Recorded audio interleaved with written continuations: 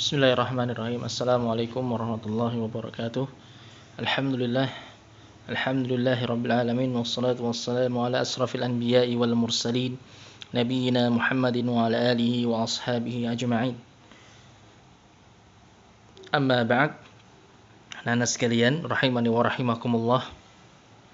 Insyaallah kita akan melanjutkan materi kita dari pelajaran hadis. Kita akan masuk kepada hadis yang kedua ya. Hadis yang ketiga, maaf.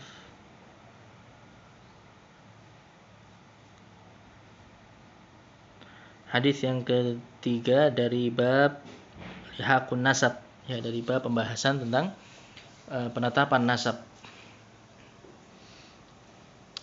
Atau hadis yang ke-333 dalam kitab Umdatul Ahkam.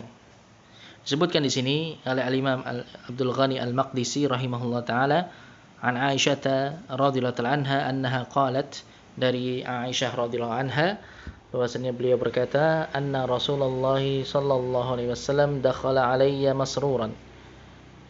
Ya, Aisyah pernah menceritakan bahwasanya suatu ketika Rasulullah sallallahu alaihi wasallam masuk ke dalam rumah, ya, masuk ke dalam rumah Aisyah dalam keadaan masruran, dalam keadaan gembira, senang. Ya. Tabruqu asarir wajhih. Ya, wajah beliau berseri-seri. Ya, wajah beliau berseri-seri yang menunjukkan akan kegembiraan beliau. Ya. Faqala, kemudian Aisyah bertanya, faqala, maka Rasulullah SAW kemudian mengatakan kepada Aisyah, alam tara anna muhazzizan nadhara anifan ila Zaid bin Harithah wa Usamah bin Zaid radhiyallahu anhuma faqala inna ba'dha hadhihi al-aqdami liman ba'd. Ya, Rasulullah SAW menyampaikan kepada Aisyah, apakah engkau tidak tahu bahwasanya baru saja seorang muhazziz, ya, seorang muhazziz itu di sini disebutkan, ya, wa fi lafdhin kana muhazzizun qaifan. Ya, muhazziz itu dimaksudkan, muhazziz itu adalah al-qaif atau qaif. Qaif itu seseorang yang bisa mengetahui hubungan nasab, ya, hubungan nasab seorang dengan hubungan nasab antara dua orang dengan melihat bentuk telapak kakinya. Ya, bentuk telapak kakinya itu memiliki kemiripan dari bentuk telapak kakinya. Ya, itu disebut sebagai qaif. Dan hal ini ditetapkan dalam syariat. Ya, hal ini ditetapkan dalam syariat karena memang kemiripan bentuk fisik seseorang itu salah satu pertanda adanya hubungan nasab. Ya.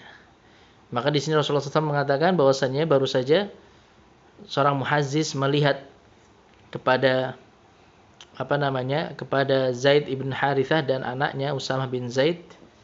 Ya, dibandingkan antara keduanya, Zaid ibn Harithah radhiyallahu anhu, yang merupakan anak angkat dari Rasulullah SAW, dengan anak beliau, ya, anak dari Zaid bin Harithah yaitu Usamah bin Zaid radhiyallahu anhu. Ya, dilihat keduanya, faqala, kemudian muhazziz tadi mengatakan, inna ba'dha hadhil aqdam liman ba'd. Sesungguhnya, ya, salah satu dari telapak kaki ini memiliki kemiripan dengan yang lainnya. Artinya telapak kaki dari Zaid bin Harithah dan Usamah bin Zaid itu memiliki kemiripan, yaitu berarti pertanda keduanya memang memiliki hubungan nasab. Ya, memiliki hubungan nasab. Maka di sini Rasulullah SAW bergembira dengan hal tersebut karena dengannya telah tetap bahwasanya Usamah bin Zaid itu memang benar-benar anak atau putra dari Zaid ibnu Harithah radhiyallahu anhuma. Baik. Ya. Maka saking bergembiranya, saking senangnya yang nampak di wajah beliau, kemudian beliau pun memberikan kabar gembira tersebut, memberitahukan kabar gembira tadi kepada Aisyah radhiyallahu anha. Baik. Maka di sini ada beberapa faedah yang bisa kita dapatkan. Yang pertama, masyru'iyatus surur li syuyu'il khabaril haqq bainan nas. Ya, disyariatkannya untuk menampakkan kegembiraan, ya, untuk menyampaikan dan menyebarluaskan berita kebenaran di antara manusia. Ya, berita kebenaran di antara di tengah-tengah manusia. Ya. Wa fi ikhbaru rajul li zawjatihi bil amril 'am aw al khas alladhi qad la yakunu laha fihi 'alaqah mubasyarah. Dan juga disyariatkan untuk seorang lelaki, ya, disyariatkan seorang lelaki itu memberi kabar kepada istrinya dengan perkara yang umum maupun yang khusus, walaupun terkadang perkara tersebut tidak ada sangkut pautnya secara langsung dengan istrinya tadi. Tidak ada sangkut pautnya, tidak ada kaitannya sama sekali dengan istrinya. Ya, tidak ada kaitannya secara langsung dengan istrinya. Karena namanya istilahnya ya apa? Ketika suami istri ngobrol, ya, berbincang-bincang, itu ya saling bercerita, sang suami misalnya menceritakan tentang pekerjaannya atau tentang apa yang telah dia lakukan hari itu, ya, di pekerjaannya, misalnya ada pengalaman apa yang telah dia dapatkan ketika dalam pekerjaannya tadi, atau apapun perkara-perkara yang itu sebenarnya tidak ada kaitannya langsung dengan sang istri. Begitu pula sang istri ketika ngobrol, ya, menyampaikan cerita ke suami tentang ya apapun yang telah dia lalui di hari itu, ya, mungkin kejadian-kejadian atau perkara-perkara yang dia dapati di hari itu, ya, kemudian dia ceritakan ke suaminya, atau ya mungkin ada kabar apa tentang suatu hal yang itu selama tidak melanggar syariat, ya, selama bukan kabar-kabar dusta ataupun ghibah dan yang lainnya, maka hendaknya suami istri itu saling terbuka dalam bercerita, ya, sering ngobrol, sering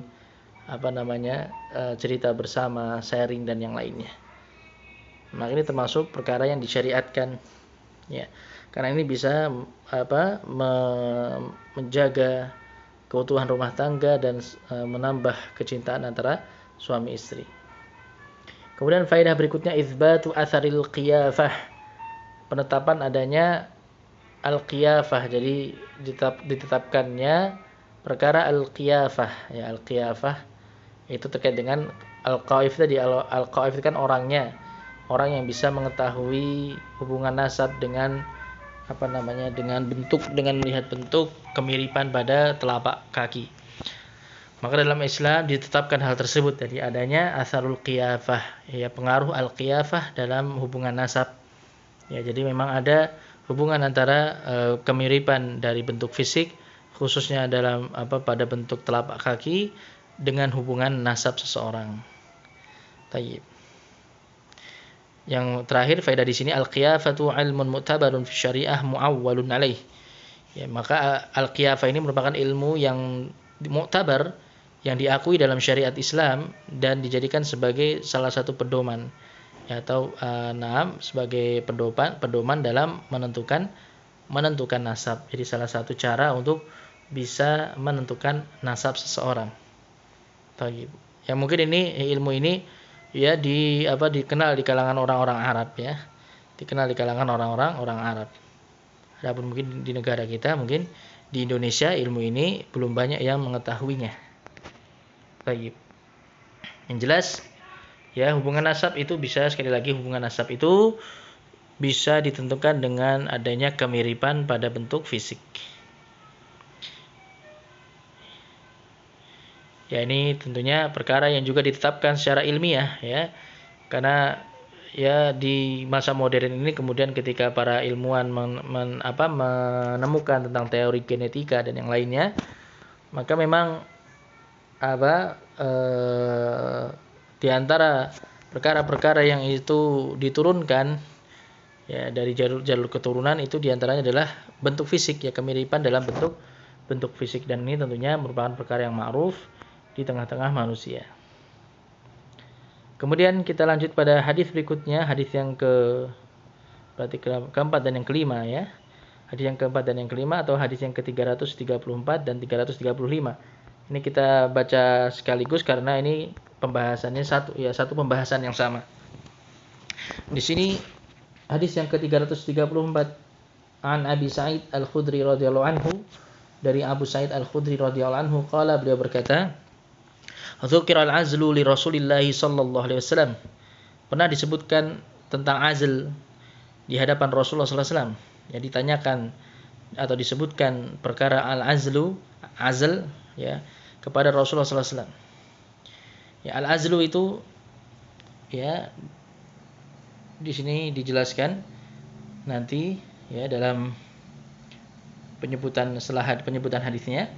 Ya, tapi bisa Ustaz sampaikan dulu bahwasanya azl itu adalah, kalau di sini langsung ya disebutkan di sini naz'uz zakari minal farji idza qaraba al-inzal, yaitu seorang suami mengeluarkan kemaluannya dari kemaluan istrinya ketika hendak mencapai puncak, ya ketika hendak mencapai puncak syahwatnya. Jadi ketika hendak mengeluarkan sperma atau maninya, air maninya, dia mengeluarkan kemaluannya dari kemaluan istrinya, kemudian dikeluarkan di luar. Ya, kemudian air maninya tadi dikeluarkan di luar kemaluan istrinya. Itu dinamakan dengan al-azlu. Ya, dinamakan dengan azl. Tayyib.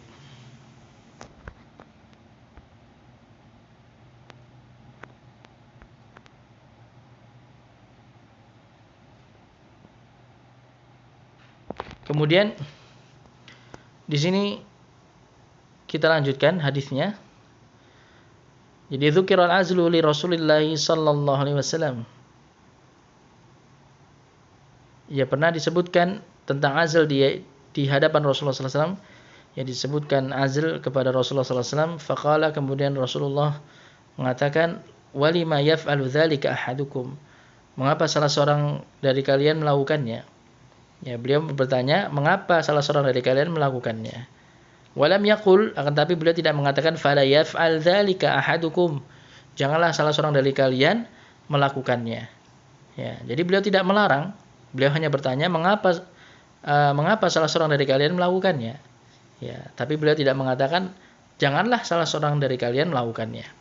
Fa innahu laysat nafsun makhluqatun illallah khaliquha. Karena sesungguhnya tidak ada satupun jiwa,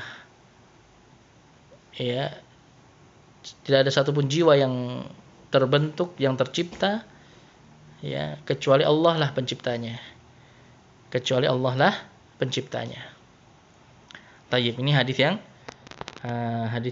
pertama dari pembahasan azl. Ya, hadis ini diriwayatkan oleh Imam Bukhari dan Imam Muslim.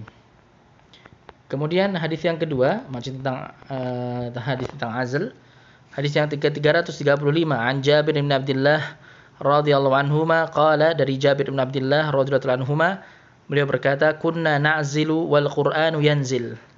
Dahulu kami berbuat azl, yang melakukan azl terhadap istri-istri kami, wal Qur'anu yanzil, sedangkan Quran dalam keadaan Quran itu masih turun. Jadi Quran itu masih turun, wahyu masih turun. Ya, sedangkan para sahabat itu sudah biasa melakukan azl. Maka lau kana syai'an yunha anhu lanahana anhu al-Qur'an.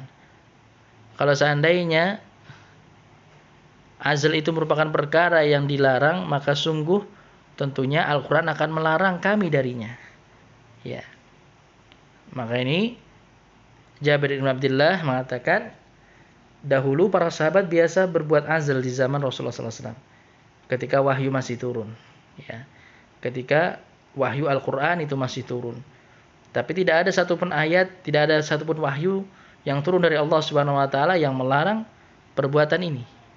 Karena tentunya Allah mengetahuinya kalau itu merupakan kemungkaran, kalau itu merupakan sesuatu yang dilarang dalam syariat, tentunya akan Allah larang dalam Al-Qur'an. Allah akan turunkan wahyu yang terkait dengan pelarangan dari perbuatan azl, larangan dari perbuatan azl.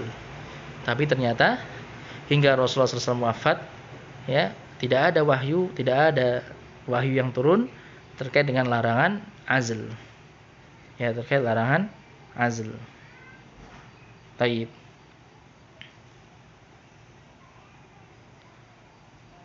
Maka di sini kemudian dijelaskan, ya, kalau di sini dijelaskan pengertian dari al-azlu. Al-azlu yaitu naz'uz zakari minal farji idza qaraba al-inzal. Tadi yang sudah Ustaz sebutkan, ya. Yaitu seorang laki-laki, suami, mengeluarkan kemaluannya dari kemaluan istrinya ketika hendak mencapai puncak syahwatnya. Tayyib. Hadis yang kedua ini diriwayatkan juga oleh Imam Bukhari dan Imam Muslim. Kemudian beberapa faedah yang bisa kita dapatkan dari dua hadis di atas tadi. Yang pertama, fi hadainil haditsaini jawazul azl. Ya, dalam dua hadis di atas tadi terdapat dalil tentang bolehnya al-azl. Ya, bolehnya perbuatan azl. Karena dalam hadis yang pertama Rasulullah tidak melarangnya. Beliau hanya bertanya, "Mengapa engkau salah seorang dari kalian melakukannya?" Ya, ini terkait dengan alasannya, ini yang perlu diperhatikan ya. Yang terkait dengan alasannya nanti ada rincian tentunya. Yang itu tidak kita bahas di sini ya karena nanti terlalu panjang. Intinya secara asalnya boleh saja, tapi di situ dilihat nanti sebabnya, alasannya apa. Kalau alasannya memang bisa dibenarkan dalam syariat maka boleh tentunya. Tapi kalau alasannya itu suatu yang dilarang dalam syariat, maka itu tentunya perkara yang dilarang. Seperti yang di zaman sekarang ini ya, baru-baru saja ini viral ya, banyak beredar di tengah-tengah masyarakat, ada pemahaman atau ada suatu ajakan yang dinamakan dengan child free ya, child free. Jadi maksudnya di situ mengajak kepada kaula muda ya, pada pasangan-pasangan muda untuk menikah tanpa kemudian nanti memiliki anak. Ya. Jadi selama menikah mereka tidak mau memiliki anak, ingin terbebas dari mengurusi anak. Maka ini perkara yang dilarang dalam syariat. Ya, karena bertentangan dengan tujuan dari pernikahan dan juga bertentangan dalam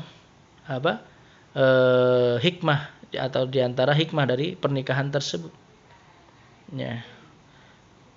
Nah, ini tentunya perkara yang dilarang dalam syariat. Jadi sengaja untuk tidak memiliki anak. Ya, sengaja untuk tidak memiliki anak. Maka ini perkara yang banyak beredar sekarang ini, dan ini tentunya merupakan makar dari musuh-musuh Islam. Ya, mereka orang-orang yang tentunya tidak berpegang dengan ajaran agama Islam, bahkan mereka memusuhi Islam. Ini supaya kaum muslimin, ya ini tentunya diantara tujuannya adalah supaya kaum muslimin ya itu atau membatasi jumlah kaum muslimin, mengurangi jumlah kaum muslimin. Baik. Maka itu kemudian faedah yang lainnya bisa kita dapatkan dari hadis ini, tentunya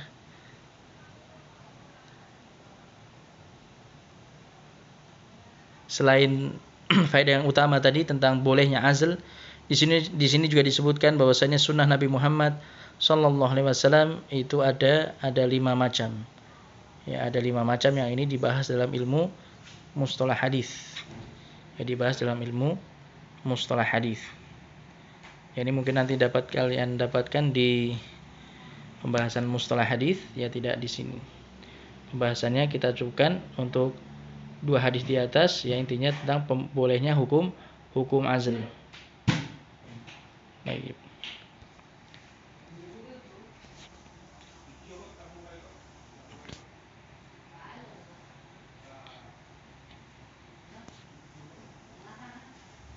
Ya, di sini juga faedah yang terakhir yang bisa Ustaz sebutkan ya, terkait dengan suatu perkara yang itu terjadi di zamannya Rasulullah SAW.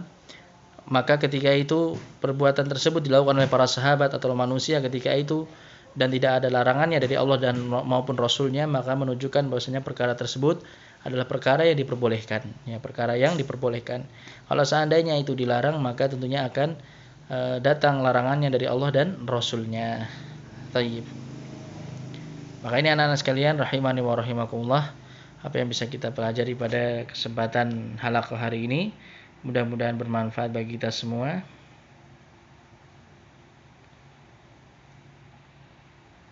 Apabila ada kesalahan dan kekurangannya, Ustaz mohon maaf.